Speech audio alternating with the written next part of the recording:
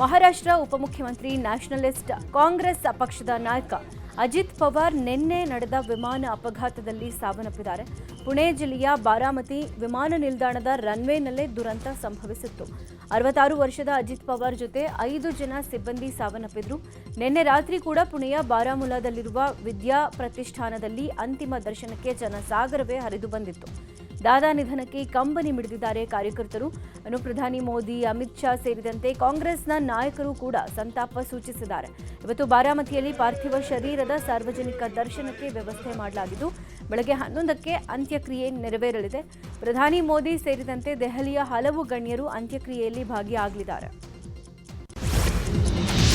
ಇವತ್ತು ಸಾರಿಗೆ ನೌಕರರ ಪ್ರತಿಭಟನೆ ಹಮ್ಮಿಕೊಳ್ಳಲಾಗಿತ್ತು. ಆದರೆ ಸಾರಿಗೆ ಜಂಟಿ ಕ್ರಿಯಾ ಸಮಿತಿ ಅಧ್ಯಕ್ಷರಾಗಿದ್ದ ಅನಂತ ಸುಬ್ಬರಾವ್ ನಿಧನರಾದ ಕಾರಣಕ್ಕೆ ಹೋರಾಟವನ್ನು ಮುಂದೂಡಿಕೆ ಮಾಡಲಾಗಿದೆ. ಸಾರಿಗೆ ನೌಕರರ ಬೇಡಿಕೆ ಈಡೇರಿಕೆಯಲ್ಲಿ ಅನಂತ ಸುಬ್ಬರಾವ್ ಅವರ ಪಾತ್ರ ದೊಡ್ಡದು. ಈ ಹಿನ್ನೆಲೆ ಸಭೆಯನ್ನು ನಡೆಸಿ ಪ್ರತಿಭಟನೆ ಮುಂದೂಡಿಕೆ ಮಾಡುವ ನಿರ್ಧಾರ ಮಾಡಲಾಗಿದೆ.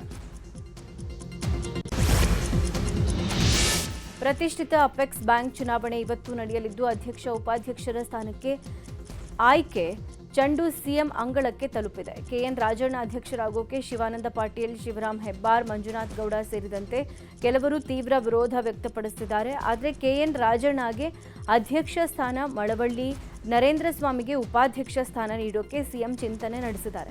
ಹೀಗಾಗಿ ಹಿರಿಯ ನಿರ್ದೇಶಕರ ಜೊತೆ ಸಿಎಂ ಇವತ್ತು ಸಭೆ ನಡೆಸಿದ್ದು ಹಿರಿಯರ ಮನವೊಲಿಸಿ ಅವಿರೋಧ ಆಯ್ಕೆಗೆ ಪ್ಲಾನ್ ಮಾಡಲಾಗಿದೆ. ನಟ ಮಯೂರ್ ಪಟೇಲ್ ವೇಗ ಮತ್ತು ಅಜಾಗರೂಕತೆಯಿಂದ ಕಾರು ಚಲಾಯಿಸಿ ಸರಣಿ ಅಪಘಾತ ಮಾಡಿದ್ದಾರೆ. ಬೆಂಗಳೂರಿನ HAL ರಸ್ತೆಯ ಕಮಾಂಡೋ ಹಾಸ್ಪಿಟಲ್ ಸಿಗ್ನಲ್ ಬಳಿ ಘಟನೆ ನಡೆದಿರುವುದು. 4 ಕಾರುಗಳು ಈ ಘಟನೆಯಲ್ಲಿ ಜಖಮಾಗಿವೆ. ಪೊಲೀಸರ ಪರಿಶೀಲನೆ ವೇಳೆ Mayur Patel drunk and drive ಮಾಡಿರುವುದು ಬೆಳಕಿಗೆ ಬಂದಿದೆ. ಡಿಡಿ ತಪಾಸಣೆ ವೇಳೆ ಪಾಸಿಟಿವ್ ಬಂದಿದ್ದು ಹಲಸೂರು ಸಂಚಾರ ಪೊಲೀಸರು ಕೇಸ್ ದಾಖಲಿಸಿ ಮಯೂರ್ ಪಟೇಲ್ ಚಾಲನೆ ಮಾಡ್ತಾ ಇದ್ದ ಫಾರ್ಚುನರ್ ಕಾರನ್ನು ಸೀಸ್ ಮಾಡಿದ್ದಾರೆ.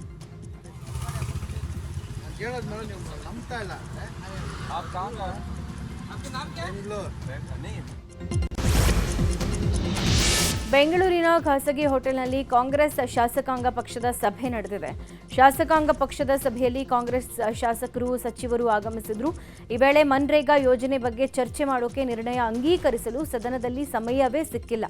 ಈ ಹಿನ್ನೆಲೆ ಅಧಿವೇಶನವನ್ನು 2 ದಿನ ವಿಸ್ತರಿಸಲಾಗುತ್ತೆ ಅಂತ ಸಿಎಂ ಸಿದ್ದರಾಮಯ್ಯ ತಿಳಿಸಿದ್ದಾರೆ. ಫೆಬ್ರವರಿ 1 ಮತ್ತು 2ರಂದು ವಿಶೇಷವಾಗಿ ನರೇಗಾ ಬಗ್ಗೆ ಚರ್ಚೆ ನಡೆಯುತ್ತೆ.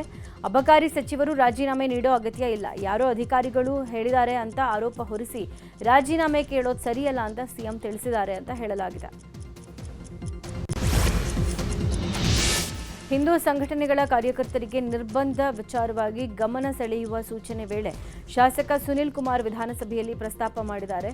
ಪ್ರಭಾಕರ್ ಭಟ್, ಶರಣ್ ಪಂಪವೆಲ್ ಸೂಲಿಬೆಲೆ, ಪುನೀತ್ ಕೆರೆಹಳ್ಳಿಗೆ ನಿರ್ಬಂಧ ವಿಧಿಸಲಾಗಿದೆ. ಯಾವ ಹಿಂದೂ ಸಮಾಜೋತ್ಸವದಲ್ಲಿ ಗಲಾಟೆ ಆಗಿಲ್ಲ, ಸುಮ್ಮನೆ ಊಹೆ ಮಾಡಿ ನಿರ್ಬಂಧ ವಿಧಿಸ್ತಿದ್ದಾರೆ. ಹಿಂದೂ ಸಂಘಟನೆಗಳು ಕಾರ್ಯಕರ್ತರನ್ನ ಕಂಡ್ರೆ ಈ ಸರ್ಕಾರಕ್ಕೆ ಆಗಲ್ವಾ? ವಿನಾಕಾರಣ ನೋಟಿಸ್ ಕೊಡಬೇಕಾಗಿಲ್ಲ. ನೋಟಿಸ್ ಕೊಟ್ಟ ಪೊಲೀಸರ ಮೇಲೆ ಕ್ರಮ ತೆಗೆದುಕೊಳ್ಬೇಕು ಅಂತ ಆಗ್ರಹಿಸಿದ್ದಾರೆ. ಕಾನೂನು ಸಚಿವ HK ಪಾಟೀಲ್ ಉತ್ತರ ಕೊಟ್ಟಿದ್ದು, SP, DC ಚಿಂತನೆ ಮಾಡಿ ನೋಟಿಸ್ ಕೊಟ್ಟಿರ್ತಾರೆ, ಕೋಮು ಪ್ರಚೋದನೆ ಮಾಡುವವರ ವಿರುದ್ಧ ಕ್ರಮ ತೆಗೆದುಕೊಂಡಿರ್ತಾರೆ ಅಂತ ಹೇಳಿದ್ದಾರೆ. ಶಿವಮೊಗ್ಗದಲ್ಲಿ ಅರಣ್ಯ ಸಚಿವ ಈಶ್ವರ್ ಖಂಡ್ರೆ ಮಾತನಾಡಿ, ಶೆಟ್ಟಿಹಳ್ಳಿ ಅಭಯಾರಣ್ಯದ ಡಿನೋಟಿಫಿಕೇಶನ್ ಪ್ರಸ್ತಾವನೆ ಪೆಂಡಿಂಗ್ ಇದೆ. 2016ರಿಂದ ಪೆಂಡಿಂಗ್ ಇರೋದು ಈಗ ಅಂತಿಮ ಘಟ್ಟಕ್ಕೆ ಬಂದಿದೆ. 1974ರಲ್ಲಿ ನೋಟಿಫಿಕೇಶನ್ ಆಗಿತ್ತು. 395 ಚದರ ಕಿಲೋಮೀಟರ್ ಏರಿಯಾ ಇತ್ತು. ಇದರೊಳಗೆ ಬಸ್ ಸ್ಟ್ಯಾಂಡ್, APMC ಸೇರಿದಂತೆ ಜನವಸತಿ ಪ್ರದೇಶ ಇದೆ. ಅದನ್ನೆಲ್ಲ ಪರಿಶೀಲನೆ ಮಾಡಿ ಸಮೀಕ್ಷೆ ಮಾಡಲಾಗಿದೆ. ವನ್ಯಜೀವಿ ಧಾಮ ಎಷ್ಟು ಅನ್ನೋದು ಶೀಘ್ರದಲ್ಲೇ ಘೋಷಣೆ ಮಾಡ್ತೀವಿ ಅಂತ ಹೇಳಿದ್ದಾರೆ. ಬೆಂಗಳೂರಲ್ಲಿ ಸಭೆ ನಡೆಸಿ ಆಡಳಿತಾತ್ಮಕ, ಕಾನೂನಾತ್ಮಕವಾಗಿ ನಿರ್ಧಾರ ಮಾಡ್ತೀವಿ ಅಂತಾನೂ ತಿಳಿಸಿದ್ದಾರೆ. ಬೆಂಗಳೂರು ದಕ್ಷಿಣ ಜಿಲ್ಲೆಯ ಕನಕಪುರದ ಕನಕೋತ್ಸವ ಸಮಾರಂಭದಲ್ಲಿ DCM DK ಶಿವಕುಮಾರ್ ಹಾಗೂ DK ಸುರೇಶ್ ಭಾಗಿಯಾಗಿದ್ದರು. ಕನಕೋತ್ಸವಕ್ಕೆ ಚಾಲನೆ ನೀಡಿದ DK ಬ್ರದರ್ಸ್ ಕಬ್ಬಾಳಮ್ಮ ತಾಯಿಯನ್ನ ಆನೆ ಮೇಲೆ ಮೆರವಣಿಗೆ ಮಾಡಿ ಪೂಜೆ ಸಲ್ಲಿಸಿದರು. ಈ ವೇಳೆ ಮುಂದಿನ ಮುಖ್ಯಮಂತ್ರಿ DKಶಿ ಅಂತ ಕಾರ್ಯಕರ್ತರು ಜೈಕಾರ ಹಾಕಿದ್ದಾರೆ. ಮೈಸೂರಲ್ಲಿ ಅಕ್ರಮ ಡ್ರಗ್ಸ್ ಜಾಲ ತಾಳದ ಮೇಲೆ ದೆಹಲಿ ಪೊಲೀಸರು ದಾಳಿ ಮಾಡಿ ಪರಿಶೀಲನೆ ನಡೆಸಿದ್ದಾರೆ. ಹೆಬ್ಬಾಳ ಕೈಗಾರಿಕಾ ಪ್ರದೇಶದಲ್ಲಿ took house hold chemicals production solution ಮೇಲೆ ದಾಳಿ ನಡೆದಿದೆ. ಈ ಹಿಂದೆ ಮೈಸೂರಲ್ಲಿ ಮುಂಬೈ ಪೊಲೀಸರು ದಾಳಿ ಮಾಡಿದಾಗ 400 ಕೋಟಿ ರೂಪಾಯಿ ಮೌಲ್ಯದ ಡ್ರಗ್ಸ್ ಪತ್ತೆಯಾಗಿತ್ತು. ಇದೀಗ ರಾಷ್ಟ್ರೀಯ ಮಾದಕ ದ್ರವ್ಯ ನಿಯಂತ್ರಣ ಬ್ಯೂರೋ ಹಾಗೂ ಮೈಸೂರು ಪೊಲೀಸರ ಜಂಟಿ ಕಾರ್ಯಾಚರಣೆ ನಡೆದಿದೆ. ಆದರೆ ಯಾವುದೇ ಮಾದಕ ವಸ್ತು ಪತ್ತೆ ಆಗಿಲ್ಲ. ಇದೊಂದು ಫಾಲೋ ಅಪ್ ಕೇಸ್ ಅಷ್ಟೇ. ಗುಜರಾತ್ನಲ್ಲಿ ಒಬ್ಬ ಆರೋಪಿ ಸಿಕ್ಕಿಬಿದ್ದಿದ್ದಾನೆ. ಹೀಗಾಗಿ ಅನುಮಾನದ ಮೇಲೆ ದಾಳಿ ಮಾಡಿದ್ದೀವಿ ಅಷ್ಟೇ ಅಂತ ಮೈಸೂರು ಪೊಲೀಸ್ ಕಮಿಷನರ್ ಸೀಮಾ ಲಾಟ್ಕರ್ ತಿಳಿಸಿದ್ದಾರೆ. ಬೆಂಗಳೂರು ನಗರ ಪೊಲೀಸರಿಂದಲೂ ಮಾದಕ ಜಾಲದ ವಿರುದ್ಧ ಕಾರ್ಯಾಚರಣೆ ನಡೆದಿದೆ. ನಗರದಲ್ಲಿ ಗಾಂಜಾ ಮಾರಾಟ ಮಾಡ್ತಾ ಇದ್ದ ಇಬ್ಬರು ಡ್ರಗ್ ಪೆಡ್ಲರ್ಗಳನ್ನು ತಲಘಟ್ಟಪುರ ಪೊಲೀಸರು ಬಂಧಿಸಿದ್ದಾರೆ. ಧನುಷ್ ರಾಘವೇಂದ್ರ ಬಂಧಿತ ಆರೋಪಿ. ಇನ್ನು ತಲಘಟ್ಟಪುರ ವ್ಯಾಪ್ತಿಯ ಕರಿಯನಪಾಳ್ಯದಲ್ಲಿ ಗಾಂಜಾ ಡೀಲಿಂಗ್ ಮಾಡ್ತಾ ಇದ್ದಾಗ ಬಂಧನ ಮಾಡಲಾಗಿದೆ. ಆರೋಪಿಗಳು ಒಡಿಶಾದಿಂದ ಕಡಿಮೆ ಬೆಲೆಗೆ ಗಾಂಜಾ ತರಿಸಿಕೊಂಡು ಇಲ್ಲಿ ಜಾಸ್ತಿ ಬೆಲೆಗೆ ಮಾರಾಟ ಮಾಡ್ತಾ ಇದ್ರು ಅನ್ನೋದು ಗೊತ್ತಾಗಿದೆ. ಇನ್ನು 60 ಲಕ್ಷ ಮೌಲ್ಯದ 78 ಕೆಜಿ ಗಾಂಜಾ ಸೀಸ್ ಮಾಡಿದ್ದು ತನಿಖೆ ಮುಂದುವರೆದಿದೆ. ಬಿಲ್ಡರ್ ಮನೆಯಲ್ಲಿ 18 ಕೋಟಿ ಮೌಲ್ಯದ ಚಿನ್ನಾಭರಣ, ವಜ್ರ, ನಗದು ಕಳ್ಳತನ ಮಾಡಿರುವ ಘಟನೆ ಬೆಂಗಳೂರಿನ ಮಾರತಳ್ಳಿಯಲ್ಲಿ ನಡೆದಿದೆ. ಜನವರಿ 25ರಂದು ಬಿಲ್ಡರ್ ಕುಟುಂಬಸ್ಥರು ಕಾರ್ಯಕ್ರಮದ ನಿಮಿತ್ತ ಹೊರಗಡೆ ಹೋಗಿದ್ರು. ಈ ವೇಳೆ ಮನೆ ಕೆಲಸಕ್ಕಿದ್ದ ನೇಪಾಳ ಮೂಲದ ದಂಪತಿ ದಿನೇಶ್ ಮತ್ತು ಕಮಲ ಚಿನ್ನಾಭರಣ ಕದ್ದು ಪರಾರಿಯಾಗಿದ್ದಾರೆ. 11.5 ಕೆಜಿ ಚಿನ್ನ, ವಜ್ರಾಭರಣ, 5 ಕೆಜಿ ಬೆಳ್ಳಿ ವಸ್ತುಗಳು ಕಳ್ಳತನ ಆಗಿವೆ. ಆರೋಪಿಗಳನ್ನು ಪತ್ತೆ ಹಚ್ಚೋಕೆ ವಿಶೇಷ ತಂಡ ರಚನೆ ಮಾಡಲಾಗಿದೆ. ಮಗ, ಸೊಸೆ ಹಾಗೂ 2 ಹೆಣ್ಣು ಮಕ್ಕಳು ಎಲ್ಲ ಚಿನ್ನಾಭರಣವನ್ನು ದೋಚಲಾಗಿದೆ. ಪರಪುರುಷನ ಜೊತೆ ಪತ್ನಿ ಪರಾರಿಯಾದ ಹಿನ್ನೆಲೆ ಹರೀಶ್ ಹಾಗೂ ರುದ್ರೇಶ್ ಆತ್ಮಹತ್ಯೆ ಕೇಸ್ ವಿಚಾರವಾಗಿ ಮೃತ ಹರೀಶ್ ಪತ್ನಿ ಸರಸ್ವತಿಯನ್ನ ದಾವಣಗೆರೆ ಪೊಲೀಸರು ಬಂಧಿಸಿದ್ದಾರೆ. ದಾವಣಗೆರೆಯ ಎಲೆಬೆತೂರಿನಲ್ಲಿ ಸಂಬಂಧಿಕರ ಮನೆಯಲ್ಲಿದ್ದ ಸರಸ್ವತಿಯನ್ನ ಬಂಧಿಸಿ ಗ್ರಾಮಾಂತರ ಠಾಣೆಗೆ ಕರೆ ತಂದಿದ್ದಾರೆ. ಗ್ರಾಮಾಂತರ ಡಿವೈಎಸ್ಪಿ ಬಸವರಾಜ್ ನೇತೃತ್ವದಲ್ಲಿ ವಿಚಾರಣೆ ಮಾಡಿದ್ದು, ಪ್ರಾಥಮಿಕ ವಿಚಾರಣೆ ನಂತರ ಮೆಡಿಕಲ್ ಚೆಕಪ್ ಮಾಡಿಸಿದ್ದಾರೆ. ಸರಸ್ವತಿ ಪ್ರಿಯಕರ ಶಿವಕುಮಾರ್, ಸೋದರಮಾವ ಗಣೇಶ್, ಸರಸ್ವತಿ ಚಿಕ್ಕಮ್ಮ ಅಂಜಿನಮ್ಮ ನಾಪತ್ತೆ ಆಗಿದ್ದಾರೆ. ಮಹಿಳೆಯೊಂದಿಗೆ ಹೋಮ್ ಸ್ಟೇನಲ್ಲಿದ್ದ ಆರೋಪದಲ್ಲಿ ಬಿಜೆಪಿ ಪರಿಷತ್ ಸದಸ್ಯ ಸಿಟಿ ರವಿ ಆಪ್ತ ಸಿಡಿಎ ಮಾಜಿ ಅಧ್ಯಕ್ಷ ಆನಂದ್ಗೆ ಥಳಿಸಲಾಗಿದೆ. ಚಿಕ್ಕಮಗಳೂರು ಜಿಲ್ಲೆಯ ಕಡೂರು ರಸ್ತೆಯಲ್ಲಿರುವ ಹೋಮ್ ಸ್ಟೇನಲ್ಲಿ ಘಟನೆ ನಡೆದಿರುವುದು. ಗಲಾಟೆ ಬೆನ್ನಲ್ಲೇ ಸ್ಥಳಕ್ಕೆ ಪೊಲೀಸರು ಭೇಟಿ ನೀಡಿ ಪರಿಶೀಲನೆ ನಡೆಸಿದ್ದಾರೆ. ಗ್ರಾಮಾಂತರ ಪೊಲೀಸ್ ಠಾಣೆಯಲ್ಲಿ ಎರಡೂ ಕಡೆಯವರಿಂದ ದೂರು ಪ್ರತಿದೂರು ದಾಖಲಾಗಿದ್ದು, ಹಲ್ಲೆಯ ವಿಡಿಯೋ ಸಾಮಾಜಿಕ ಜಾಲತಾಣಗಳಲ್ಲಿ ವೈರಲ್ ಆಗಿದೆ. ಉತ್ತರ ಕನ್ನಡ ಜಿಲ್ಲೆ ಹಳಿಯಾಳದ ಖಾಸಗಿ ಬಾರ್ ಹಾಗೂ ರೆಸ್ಟೋರೆಂಟ್ನಲ್ಲಿ ನಡೆದ ಕಳ್ಳತನದ ಪ್ರಕರಣದಲ್ಲಿ ಆರೋಪಿಯನ್ನ ಬಂಧಿಸಲಾಗಿದೆ. ಬಂಧಿತ ಆರೋಪಿ ನಾಜರ್ ಇರ್ಫಾನ್ ಬಾರ್ನ ಅಡುಗೆ ಕೋಣೆಯಿಂದ ಬಂದು ಕ್ಯಾಶ್ ಕೌಂಟರ್ನಲ್ಲಿ ಇರಿಸಿದ್ದ 16,000 ರೂಪಾಯಿ ಕಳ್ಳತನ ಮಾಡಿದ್ದ.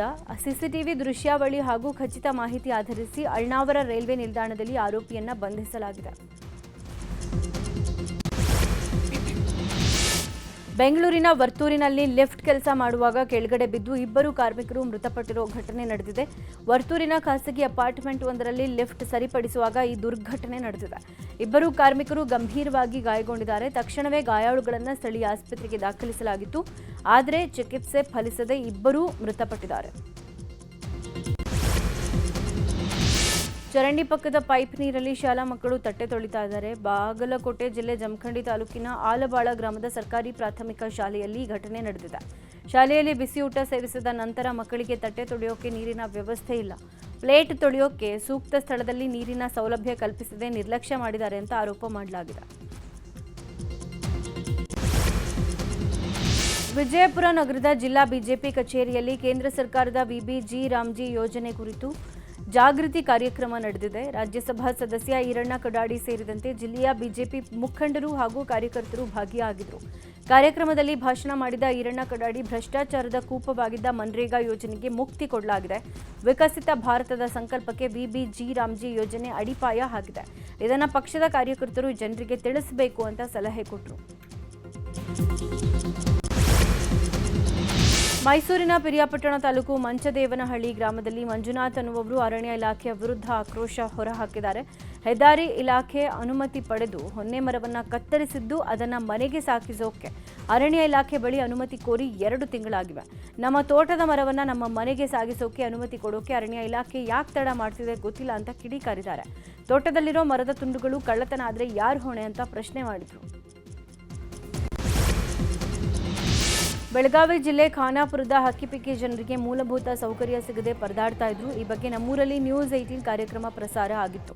ಸದ್ಯ ವರದಿ ನೋಡಿ ಎಚ್ಚೆತ್ತ ಬೆಳಗಾವಿ ಡಿಸಿ ಮೊಹಮ್ಮದ್ ರೋಷನ್ ನೇತೃತ್ವದಲ್ಲಿ ಖಾನಾಪುರದಲ್ಲಿ ಸಭೆ ನಡೆಸಿದ್ದಾರೆ.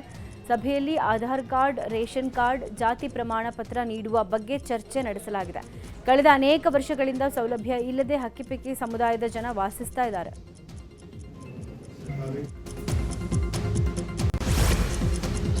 ಹಾವೇರಿ ವಾಣಿಜ್ಯ ತೆರಿಗೆ ಇಲಾಖೆ ಸಿಬ್ಬಂದಿ ಮೇಲೆ ಲೋಕಾಯುಕ್ತ ದಾಳಿ ನಡೆಸಿದೆ. ಜಿಎಸ್ಟಿ ನಂಬರ್ಗೆ ಸಂಬಂಧಪಟ್ಟಂತೆ ಪಡಿತರ ಚೀಟಿ ರದ್ದಾಗಿರುವ ಕುರಿತು ಪತ್ರ ನೀಡೋಕೆ ಲಂಚ ಸ್ವೀಕರಿಸ್ತಾ ಇದ್ದ ವೇಳೆ ಲೋಕಾಯುಕ್ತರು ವಾಣಿಜ್ಯ ತೆರಿಗೆ ಇಲಾಖೆ ಸಿಬ್ಬಂದಿ ಮೇಲೆ ದಾಳಿ ಮಾಡಿದ್ದಾರೆ. ಪಕ್ಕೀರಗೌಡ ವಾಣಿಜ್ಯ ತೆರಿಗೆ ಇಲಾಖೆಯಲ್ಲಿ ಡಿಇಒ ಆಗಿ ಕರ್ತವ್ಯ ನಿರ್ವಹಿಸ್ತಾ ಇದ್ರು. ಆದರೆ ಸೋಮಲಿಂಗಪ್ಪ ಅನ್ನುವವರ ಜಿಎಸ್ಟಿ ನಂಬರ್ಗೆ ಸಂಬಂಧಪಟ್ಟಂತೆ ಪಡಿತರ ಚೀಟಿ ರದ್ದಾಗಿರೋ ಕುರಿತು ಪತ್ರ ನೀಡೋಕೆ 15,000ಕ್ಕೆ ಡಿಮಾಂಡ್ ಮಾಡಿದ್ರು. ಅದರಂತೆ 5,000 ರೂಪಾಯಿ ಮುಂಗಡವಾಗಿ ಸ್ವೀಕರಿಸ್ತಾ ಇದ್ದ ವೇಳೆ ಲೋಕಾಯುಕ್ತ ದಾಳಿ ನಡೆಸಿದೆ. ಶಿವರಾತ್ರಿ ಹಬ್ಬದ ಪ್ರಯುಕ್ತ ಈ ವರ್ಷವೂ ಕೂಡ ಕೊಪ್ಪಳದಲ್ಲಿ ಜೇನು, ಅಣಬೆ ಹಾಗೂ ಹಣ್ಣು ಮೇಳ ಆಯೋಜನೆ ಮಾಡಲಾಗಿದೆ. ಈ ಮೇಳದಲ್ಲಿ ಭಾಗವಹಿಸೋಕೆ ಹಣ್ಣು ಬೆಳೆಗಾರರು ತೋಟಗಾರಿಕೆ ಇಲಾಖೆಯಲ್ಲಿ ನೋಂದಾಯಿಸಿಕೊಳ್ಳಬೇಕು ಅಂತ ತೋಟಗಾರಿಕೆ ಇಲಾಖೆಯ ಜಂಟಿ ನಿರ್ದೇಶಕರು ಮಾಹಿತಿ ಕೊಟ್ಟಿದ್ದಾರೆ.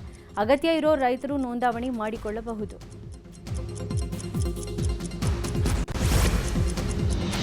ಹುಬ್ಬಳ್ಳಿಯ ನೆಹರು ಮೈದಾನದಲ್ಲಿ ಹಿಂದೂ ಪ್ರೀಮಿಯರ್ ಲೀಗ್ ಕ್ರಿಕೆಟ್ ಪಂದ್ಯಗಳನ್ನು ಆಯೋಜನೆ ಮಾಡಲಾಗಿದ್ದು 3 ದಿನಗಳ ಹೊನಲು ಬೆಳಕಿನ ಪಂದ್ಯಗಳಿಗೆ ಮೇಯರ್ ಜ್ಯೋತಿ ಪಾಟೀಲ್ ಚಾಲನೆ ಕೊಟ್ಟಿದ್ದಾರೆ. ಶಾಸಕ ಮಹೇಶ್ ತೆಂಗಿನಕಾಯಿ ನೇತೃತ್ವದ ತಂಡದ ಜೊತೆಗೆ ಮಾಧ್ಯಮ ಪ್ರತಿನಿಧಿಗಳ ತಂಡದ ಸೌಹಾರ್ದಯುತ ಪಂದ್ಯ ನಡೆದಿದೆ. ಉಳಿದಂತೆ ಧಾರವಾಡ ಜಿಲ್ಲೆಯ ವಿವಿಧ ಕ್ರಿಕೆಟ್ ತಂಡಗಳ ನಡುವೆ ಪಂದ್ಯಗಳು ನಡೆದಿದ್ದು, ಉದ್ಘಾಟನಾ ಕಾರ್ಯಕ್ರಮದಲ್ಲಿ ಉಪಮೇಯರ್ ಸಂತೋಷ್ ಚೌಹಾಣ್ ಸೇರಿ ಹಲವು ಮುಖಂಡರು ಭಾಗಿಯಾಗಿದ್ದರು. ಟೀಂ ಇಂಡಿಯಾ ವಿರುದ್ಧದ ಟಿ20 ಸರಣಿಯ 4ನೇ ಪಂದ್ಯದಲ್ಲಿ ನ್ಯೂಜಿಲೆಂಡ್ ಮೊದಲ ಜಯ ಸಾಧಿಸಿದೆ.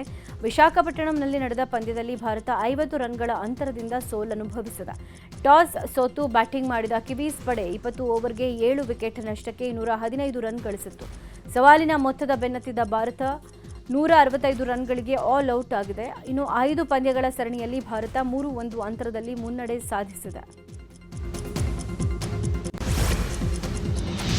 ಬೆಂಗಳೂರಿನ ಸಿನಿಮಾ ಪ್ರೇಮಿಗಳು ಕುತೂಹಲ ಮತ್ತು ನಿರೀಕ್ಷೆಯಿಂದ ಕಾಯ್ತಾ ಇರುವಂತಹ ಬೆಂಗಳೂರು ಅಂತಾರಾಷ್ಟ್ರೀಯ ಚಲನಚಿತ್ರೋತ್ಸವದ 17ನೇ ಅವತರಣಿಕೆಗೆ ವೇದಿಕೆ ಸಜ್ಜಾಗಿದೆ. ಇವತ್ತು ಸಂಜೆ 5ಕ್ಕೆ ವಿಧಾನಸೌಧದ ಮುಂಭಾಗ ಮುಖ್ಯಮಂತ್ರಿ ಸಿದ್ದರಾಮಯ್ಯ ಚಲನಚಿತ್ರೋತ್ಸವಕ್ಕೆ ಚಾಲನೆ ಕೊಡಲಿದ್ದಾರೆ. ಕಾರ್ಯಕ್ರಮದಲ್ಲಿ ಉಪಮುಖ್ಯಮಂತ್ರಿ ಡಿಕೆ ಶಿವಕುಮಾರ್, ವಿಧಾನ ಪರಿಷತ್ನ ಸಭಾಪತಿ ಬಸವರಾಜ ಹೊರಟ್ಟಿ, ಸ್ಪೀಕರ್ ಯುಟಿ ಖಾದರ್ ಉಪಸ್ಥಿತರಿರಲಿದ್ದಾರೆ. ಚಿತ್ರೋತ್ಸವದ ರಾಯಭಾರಿ ಬಹುಭಾಷಾ ನಟ ಪ್ರಕಾಶ್ ರಾಜ್ ಮತ್ತು ನಟಿ ರುಕ್ಮಿಣಿ ವಸಂತ್ ವಿಶೇಷ ಅತಿಥಿಗಳಾಗಿ ಭಾಗವಹಿಸಲಿದ್ದು, ಕರ್ನಾಟಕ ಚಲನಚಿತ್ರ ಅಕಾಡೆಮಿಯ ಅಧ್ಯಕ್ಷ ಸಾಧು ಕೋಕಿಲಾ ಕೂಡ ಉಪಸ್ಥಿತರಿರಲಿದ್ದಾರೆ.